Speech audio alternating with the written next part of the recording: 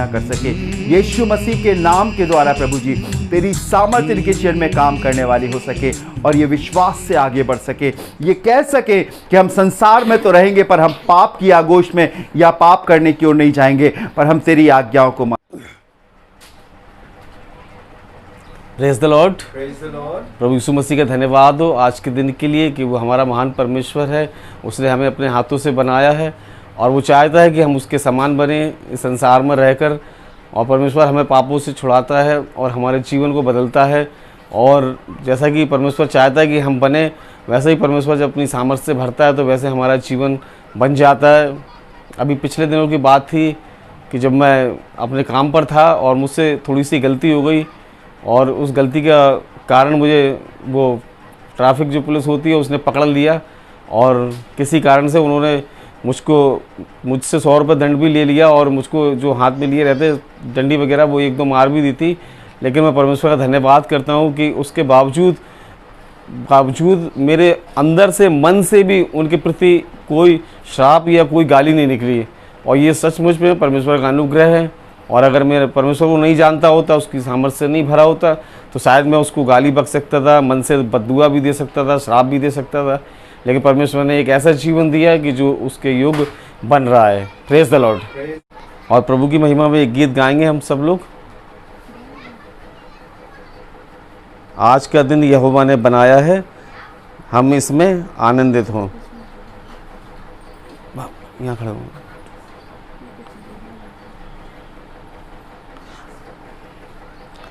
आज का दिन यहोवा ने बनाया है, हमें इसमें आनंदित हो, आनंदित हो। आज का दिन यहोवा ने बनाया है, हम इसमें आनंदित हो, आनंदित हो। आज हूँ तेरे पास, मुझको है तुझसे आस, आता हूँ तेरे पास, मुझको है तुझसे आस। मुझको कबूल कर ले, पापों से शुद्ध कर दे।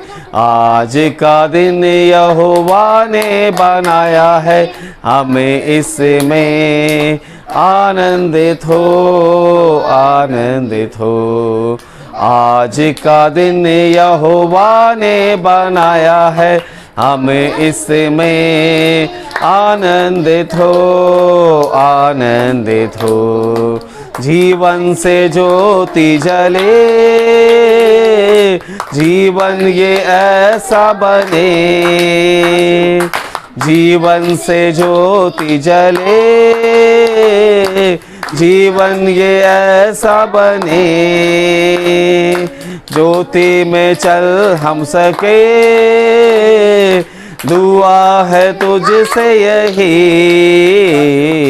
आज का दिन यहोवा ने बनाया है, हम इसमें आनंदित हो, आनंदित हो। Praise the Lord.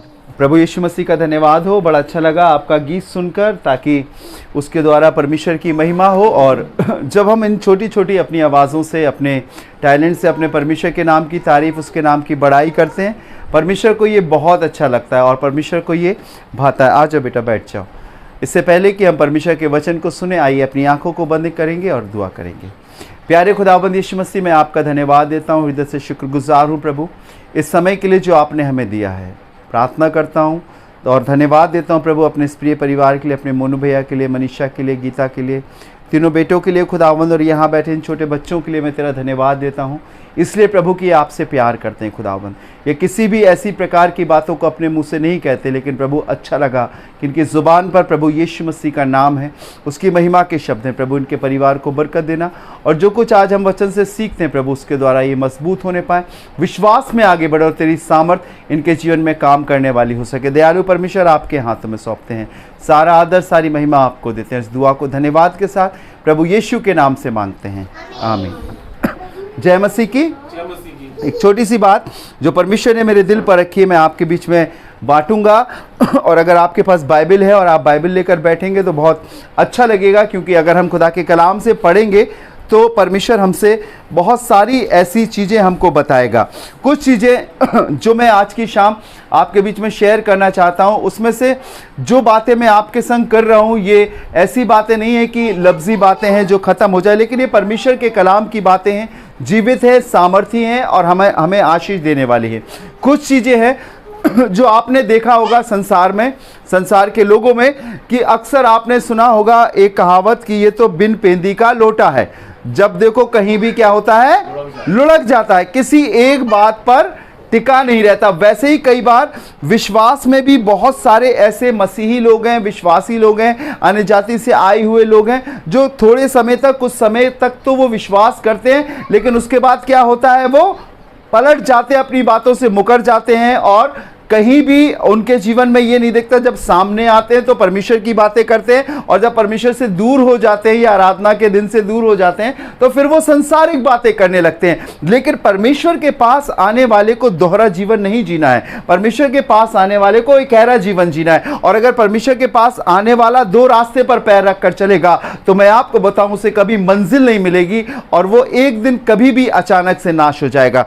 बाइबल में लिखा हुआ है, परमेश्वर के लोगों, परमेश्वर का वचन बताता है, जो कोई हल पर हाथ रखकर पीछे देखता है वो मेरे राज के योग्य नहीं है। इसीलिए अब हमें क्या करना है, हम किस प्रकार से आगे बढ़ सकते हैं, हम किस प्रकार से परमेश्वर के अपने जीवन में ले सकते हैं, तो हमें कुछ ना कुछ ठानना पड़ेगा, हमें कुछ ना कुछ प्रतिज्ञा करनी पड़ेगी, कुछ ना कुछ हमें परमेश्वर के सामने अंगीकार करना पड़ेगा, और उस प्रतिज्ञा को, उस वचन को हमें अपने जीवन में एक मजबूती के संग धारण करना पड़ेगा। क्योंकि कई बार हमारे उस ठानने को, हमारी उस वाचा को, हमारी उस प्रतिज्ञा को शैतान हमारे दिमाग से भुला देता है। एक बात परमेश्वर के वचन में लिखी हुई है, अगर आप पढ़ना चाहें मेरे संग बाइबल में तो वो आपको मिलेगी। मैं चाहता हूं कि आप निकालें भजन संहिता उसका 106 अध्याय, उसके 30 और 31वें पद को बहुत गौर से सुनिएगा। भजन संहिता उसका 106 अध्याय और उसके 30 और 31वें पद को। यहां पर एक शख्स का जिक्र है जिसका नाम है पिनहास। पिनहास एक ऐसा शख्स है जो परमेश्वर का भय मानने वाला, परमेश्वर की बातों को मानने वाला, परमेश्वर के अनुसार अपने जीवन को चलाने वाला, परमेश्वर की इच्छा को अपने जीवन में पहला स्थान देने वाला शख्स है। और ऐसा हुआ कि इस्राएलियों में भयंकर पाप हो गया, और इतना पाप हो गया, इतना पाप हो गया, और बाइबल में लिखा है वो पाप छोटा मोटा पाप नहीं था, लेकिन व्यभिचार करने लगे भाई बहनों के संग, कुटुंबियों के संग, अन्य जातियों के संग, लोगों के संग, और इतना ज्यादा व्यभिचार बढ़ गया कि उनके व्यवहार में, उनके कामकाज में ये सारी चीजें आ गई। और जब ये पाप इतना बढ़ गया, इतना बढ़ गया कि वो परमेश्वर की दृष्टि में गुनहगार ठहरे, तब परमेश्वर ने उनके बीच में एक मरी भेजी, एक महामारी भेजी, और उनमें लोग मरने लगे। ये पाप करने वाले लोग मरने लगे, इनका जीवन खत्म होने लगा। तब एक खुदा का दास जिसका नाम पिनहास था वो खड़ा हुआ। पढ़िएगा भजन संहिता उसका 106 अध्याय उसका 30 और 31 पद, देखिए क्या लिखा हुआ है। तब पिनहास ने उठकर, हाँ, तब पिनहास ने उठकर न्याय दंड दिया, जिससे मरी थम गई, और ये उसके लेखे पीढ़ी से पीढ़ी तक, ये उसके लेखे पीढ़ी से पीढ़ी तक सर्वदा के लिए धर्म गिना गया। एक रिलेशन, एक परमेश्वर संबंध गिना गया। ये बात मैं इसलिए बताना चाहता हूं परमेश्वर के लोगों, बहुत गौर से सुनिएगा। लिखा है तब पिनहास ने उठकर न्याय दंड दिया। मालूम क्या लिया उसने अपने हाथ में? जब ये व्यभिचार इस्राएलियों में, परमेश्वर के लोगों में, उस मंडली में भर गया, अन्य जाति के लोगों से, सब लोगों से वो इस प्रकार के काम को करते थे। मैं आपको बताना चाहता हूं, बाइबल में लिखा हुआ है तब इसको एक पीड़ा हुई, पिनहास को, प्रभु के जन को एक पीड़ा हुई, और एक ऐसी जलन इसके जीवन में होने लगी जिसके कारण इससे ही वो देखा नहीं गया। आज भी मैं और आप भी एक ऐसे संसार में रह रहे हैं, जब हम न्यूज़ चैनल पर समाचारों को सुनते हैं, हर जगह ये कुकर्म, हर जगह व्यभिचार, हर जगह ये सारी चीज़ों की खबरें आ रही है। और बिल्कुल वैसे ही समय आ गया, और इसी के कारण ये मरी परमेश्वर की ओर से भेजी गई है, जिसके कारण आज सारी दुनिया परेशान है। लेकिन उन्होंने कभी परमेश्वर को नहीं ढूंढना चाहा, परमेश्वर के पास नहीं जाना चाहा, परमेश्वर के संग नहीं जाना चाहा, और हमेशा, बैठ जा बेटा, परमेश्वर के खिलाफ करते गए। तब ये जो प्रभु का सच्चा दास था, इसको जलन होने लगी। लिखा परमेश्वर किसी पीड़ा इसको होने लगी, और इसने एक बर्छी ली। क्या ली? बर्छी ली। अगर आप बाइबल में पढ़ेंगे तो बाइबल में इसका जिक्र आपको गिनती की किताब और उसका 25वां अध्याय पहले पद से लेकर 13वें पद तक मिलेगा। इसने एक बर्छी ली और बर्छी लेकर ये मंडली के बीच में घुस गया और जो व्यभिचार करने वाले लोग थे उनको मारने लगा, उन्हें जान से मारा, क्योंकि ये गलत काम था, परमेश्वर के लेके गलत काम था। और परमेश्वर के कलाम में लिखा है परमेश्वर दंड देने वाला परमेश्वर है। इसलिए हमें बहुत गौर से समझना और सीखना है कि अगर हम परमेश्वर के रास्ते पर चल रहे हैं तो हमें अपने जीवन में यह बात बैठा कर रखना है कि हमें पाप से दूर रहना है। और बाइबल में लिखा है जब पिनहास ने न्याय दंड दिया तब क्या हुई, मरी थम गई। हमें उस पाप के अगेंस्ट, हमें उस गुनाह के अगेंस्ट, हमें उस व्यभिचार के अगेंस्ट, हमें संसारिक चीजों के अगेंस्ट अपने आप को खड़ा करना है। और हम कब खड़ा करेंगे, जब हम अपने अपने मन में ठान लेंगे, अपने मन में बैठा लेंगे कि हम पाप से कोई संबंध नहीं रखेंगे, पापी लोगों से कोई संबंध नहीं रखेंगे, पाप की ओर आगे नहीं बढ़ेंगे और परमेश्वर की इच्छा के अनुसार हम अपने जीवन को आगे बढ़ाएंगे।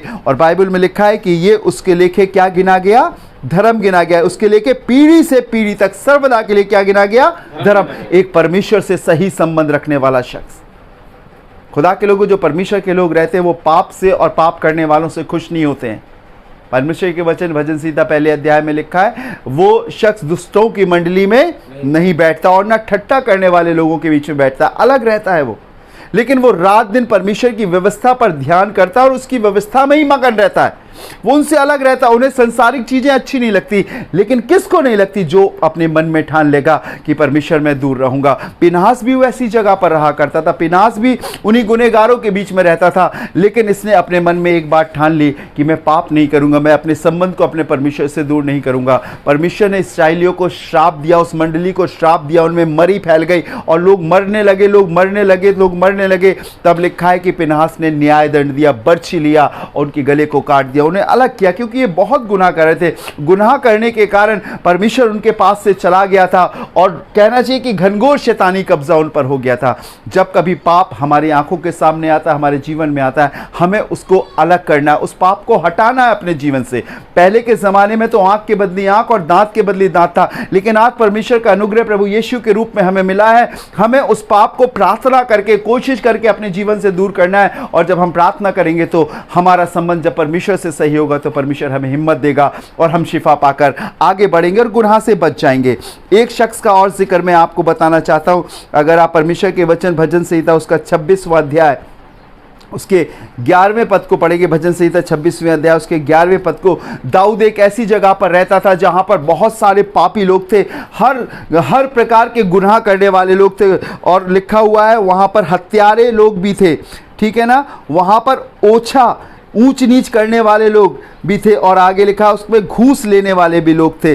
पढ़िएगा इसकी 9वीं और 10वीं आयत पढ़िएगा, भजन संहिता 26वां अध्याय 9वीं और 10वीं आयत। सुनिए क्या लिखा है जी। मेरे प्राण को पापियों के साथ, हाँ, और मेरे जीवन को पापियों के साथ। इसका मतलब जहां पर ये रहता था वहां पे बहुत सारे पापी थे, हर एक तरह का गुनाह करने वाले थे। पापियों के साथ आगे, और मेरे जीवन को हाँ, हत्यारों के, यहाँ पे हत्या करने वाले भी लोग थे। और आज भी चारों तरफ हत्याएं हो रही है, हर रोज खबर मिल रही है, किसी को वहां पर मार के टांग दिया, किसी को वहां पर मार के फेंक दिया। हत्याएं आगे, हत्यारों के साथ ना मिला, हाँ, वे तो ओछापन, ऊंच नीच की भावना, छुआछूत की भावना, तुम अमीर हो, तुम गरीब हो, तुम बड़ी जाति को, तुम छोटी जाति को, ओछापन है उनकी दृष्टि में, ओछापन है, छुआछूत मानने वाले। आगे ओछापन करने में लगे रहते हैं, हाँ, आगे ओछापन करने में लगे रहते हैं। आगे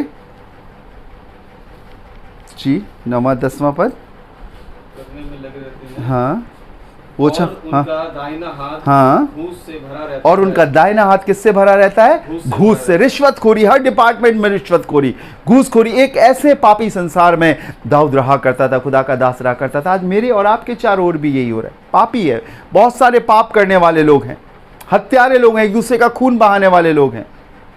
और क्या लिखा हुआ है, ओछापन, ऊंच नीच की भावना रखने वाले लोग हैं, घूस से भरे हुए लोग हैं। मैं और आप एक ऐसे कष्ट भरे संसार से गुजर रहे हैं, लेकिन आज मेरे और आपको संभलना है, जानना है।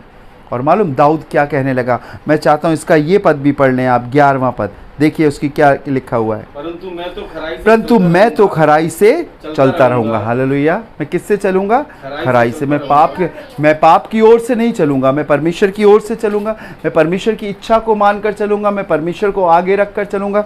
मेरे कामों में सबसे अधिक परमेश्वर होगा। चारों तरफ पाप है, मैं कोयले की खान में रह रहा हूं, पर मैं अपने आप को काला नहीं करूँगा। मैं एक ऐसी जगह पर रह रहा हूँ जहाँ हर क्षण गुनाह, हर क्षण पाप है, लेकिन प्रभु मैं उससे बच कर रहूँगा। और मैं धन्यवाद देता हूँ परमेश्वर का, जब हम ऐसी खराई से अपने आप को ठान लेंगे अपने मन में, परमेश्वर हमारी रक्षा करेगा, परमेश्वर हमें बढ़ाएगा, परमेश्वर हमें आगे लेगा। खुदा का एक दास दानियल था, बाइबल में लिखा हुआ है परमेश्वर के कलाम में कि दानियल को दूसरे लोगों के संग रखा गया, परमेश्वर ने उसे बुद्धि और सामर्थ दी, और वो परमेश्वर का से प्रार्थना करने वाला, दिन में 3 बार प्रार्थना करने वाला, उसके भजन करने वाला, उसकी स्तुति करने वाला, उसकी आराधना करने वाला शख्स था। और लिखा है ये बात शैतान के मानने वालों को, मूर्ति की पूजकों को अच्छी नहीं लगी, उन्होंने राजा से दानियल की चुगली करी। बाइबल में लिखा हुआ है कि वो परमेश्वर से प्रेम करने वाला, परमेश्वर को आगे ले जाने वाला, परमेश्वर के साथ रहने वाला, परमेश्वर की महिमा करने वाला शख्स। और लिखा हुआ है परमेश्वर के दास ने एक बात अपने मन में ठान ली, जब इनकी चुगली की गई, परमेश्वर के दास ने एक बात कही कि मैं साग पात खाकर अपने परमेश्वर की महिमा करूंगा, मैं किसी भी प्रकार का कोई मदिरा, किसी भी प्रकार का कोई मांसाहार नहीं खाऊंगा। और बाइबल में लिखा है कि दानियल ने अपने मन में ये बात ठान ली कि मैं अपने आप को अशुद्ध नहीं करूंगा। और लिखा हुआ है बाइबल के अनुसार खुदा के लोगों कि 10 दिन तक, और अगर आप पढ़ना चाहें तो बाइबल में लिखा हुआ, मैं चाहूँगा कि आप इसको पढ़ लें, आपको बड़ा अच्छा लगेगा। दानियल नबी की किताब उसका पहला अध्याय और उसके पहले पद से पढ़िएगा। देखिए क्या लिखा हुआ, दानियल नबी की किताब उसका पहला अध्याय और उसके पहले पद से 8वां पद पढ़िएगा। 8वां पद पढ़ेंगे तो आपको बहुत अच्छा लगेगा। परंतु दानियल ने अपने मन में ठान लिया, सुनिएगा, दानियल नबी की किताब पहला अध्याय पहले पद से जी 8वां पद पढ़िएगा, इसका 8वां पद देखिए क्या लिखा हुआ है जी। 8वां लिखा हुआ है, परंतु दानियल ने अपने मन में ठान लिया कि वह राजा का भोजन हाँ और उसके पीने का दाख मधु पीकर अपवित्र ना होए। हाँ, लिखा हुआ है उसने ये ठान लिया कि वो राजा का दिया हुआ भोजन नहीं खाएगा, वो अपवित्र चीजें नहीं खाएगा, मूर्तियों के आगे चढ़ाई हुई चीजें नहीं खाएगा, अपने आप को अशुद्ध नहीं करेगा। उसने अपने मन में ठान लिया। ये बात मैं इसलिए बताना चाहता हूँ परमेश्वर के लोगों कि जब हम परमेश्वर के पास चले तो हमें अपने मन में ठानना पड़ेगा, अपने मन में बैठाना पड़ेगा, क्योंकि अगर हम चाहेंगे तभी परमेश्वर हमारी रक्षा करेगा, हमें बचाएगा, हमें जीवन देगा।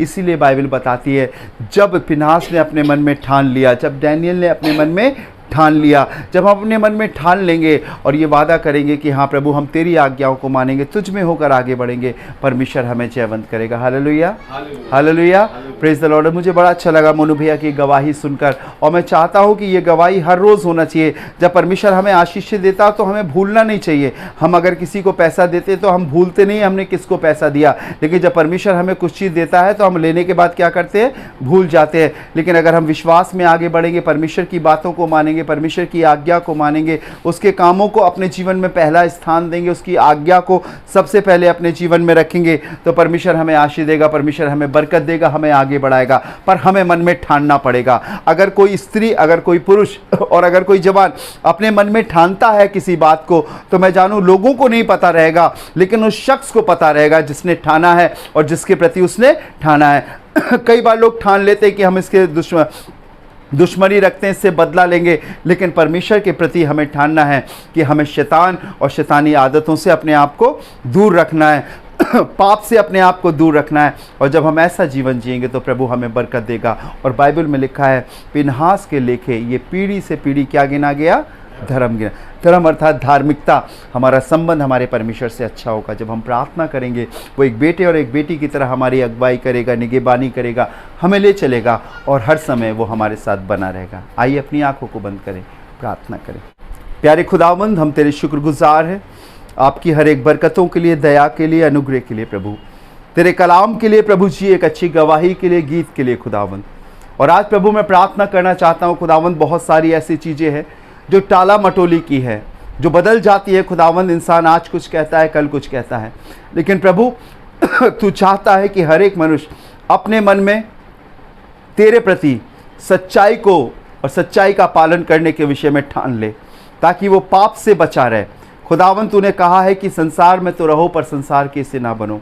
आज प्रभु मैं प्रार्थना करता हूँ तेरे लोगों के लिए जिन्होंने तेरे कलाम को सुना है प्रभु। प्रार्थना करता हूँ प्रभु इन्हें छूकर सामर्थ दे, इनके दिमाग में, इनके दिल में, इनके मन में, इनके विचारों में ऐसी तकवीत इनायत कर कि यीशु मसीह ये अपने मन में ठाने और विश्वास से आगे बढ़ सकें। संसारिक कोई भी चीज़ इन्हें कभी तुझसे अलग ना कर सके।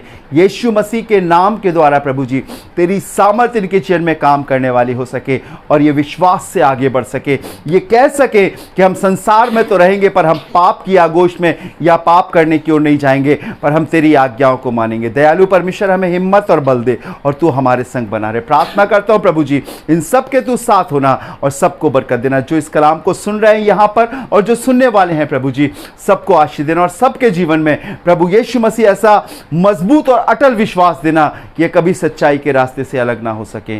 सारा आदर सारी महिमा आपको देते खुदावंद। इस दुआ को धन्यवाद के साथ अपने जीवित उद्धार करता खुदावंद यीशु मसीह के नाम से मांगते हैं, आमीन।